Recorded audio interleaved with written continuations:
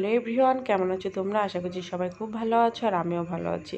হঠাৎ করে গত রাত থেকে ছেলের একটু জ্বর ছিল, শরীরটা খুব খারাপ ছিল আর চুলগুলো এত বড় বড় হয়েছিল যে না কাটলে নয়। এজন্য আজকে দেরি না করে ছেলেকে নিয়ে চলে গেলাম চুল কাটাতে।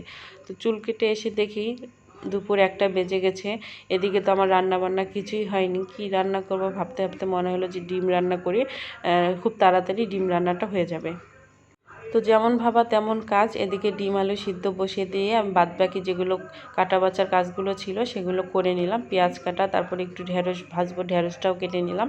তো নেওয়ার পরে রান্না বসিয়ে দিলাম। এদিকে আমার ডিম আর আলু সিদ্ধটাও হয়ে গেছে।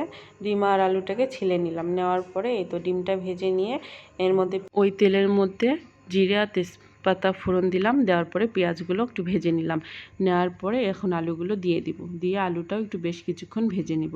আমার যে কোনো সবজি কেন জানি না ভাজলে খেতে ভালো লাগে না, এই জন্য আমি রান্নার আগে সব সবজি একটু ভেজে নিই, ভেজে নিয়ে তারপরে রান্না করি। তো দেখো আলুটা ভাজা হয়ে গেছে। তারপরে এর মধ্যে আমি সব রকম মশলা দিয়ে দিলাম, দিয়ে একটু কষিয়ে নিলাম। কষানোর পরে এখন ডিমগুলোকেই দিয়ে দিলাম। ডিমগুলো দিয়ে একটু হালকা কষিয়ে নিব। কষানো হয়ে গেলে দিয়ে দিব পরিমাণ মতো জল। জল দিয়ে একটু ঢেকে দিব। ঝোলটা ফুটে উঠলেই তারপরে নামানোর আগে সামান্য একটু গরম মশলা দিয়ে আর বেশ কিছুক্ষণ ফুটিয়ে তারপরে নামিয়ে নেব।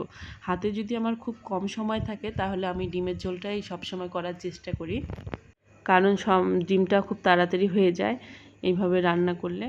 তো দেখো আমার ডিমের ঝোল রেডি। এখন আমি ঢেঁড়সটাও ভেজে নিব। তো সব কাজবাজ শেষ করে এখন ফ্রেশ হয়ে আসলাম। এসেই তো এখন একটু যাব ছাদে। সকালবেলা কিছু কাপড় কেচে মেলে দেওয়া হয়েছিল, এখন সেগুলোকে তুলে নিয়ে আসব। তো নিয়ে এসে সবার খাওয়া দাওয়া শেষ, এখন আমিও খেতে বসবো।